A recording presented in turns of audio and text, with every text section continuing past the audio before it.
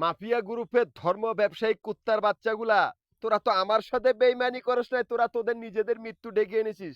তোরা একটাই গোষ্ঠীর পাল্লায় পড়েছিস, যাদের সংখ্যা 200 কোটির উপর, একটাই গোষ্ঠী যারা সারা পৃথিবীর গুহাবাসী জাতি। আমি তো আমার লাইনে চলমু। আমি অসুস্থ অবস্থায় কতগুলি অজাত পাগলা কুকুরের সাথে পাগলামি করতেছি। এই অজাতগুলা বেয়াদব, এদের চোখে মানুষ বাজে না, এরা অজাত। আমি কোন সময় অজাতের চরিত্রবিধি দেই নাই। এরা চোখটা নিচে, এরা শক্তের বক্ত নরমের জম, এতগুলো অজাত পাগলা কুকুরের সাথে পাগলামি করতেছি। কিন্তু মাফিয়া গ্রুপের খানকিনির বাচ্চাগুলা, তোরা পালাইয়া বাঁচতে পারবি না, দোনো দিকে মেরে ফেলা হবে।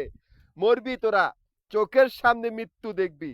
এই অজাতগুলোও মরবো, মাফিয়া গ্রুপের খানকিন্নির বাচ্চাগুলোও মরবো। 10 বছরের ভিতরে সারা পৃথিবীতে ভূমিকম্প আর ঘূর্ণিঝড় চলতেই থাকবে। 10 বছরের ভিতরে সারা পৃথিবীর অজাত আর মাফিয়া গ্রুপের কুত্তার বাচ্চাগুলা মইরা একবারে পরিষ্কার হয়ে যাবে। আমার এই পৃথিবীতে কোনো অজাত আর মাফিয়া গ্রুপের গুন্ডা পান্ডাদের কোনো জায়গা নাই। আমার এই পৃথিবী খালি থাকবে। আমি প্রকৃতি, আমি প্রকৃতির একজন স্বাধীন পাখি। এই পৃথিবীতে যারাই বাঁচবে তারা সবাই আমার মতো স্বাধীন, আমার মতো স্বাধীন।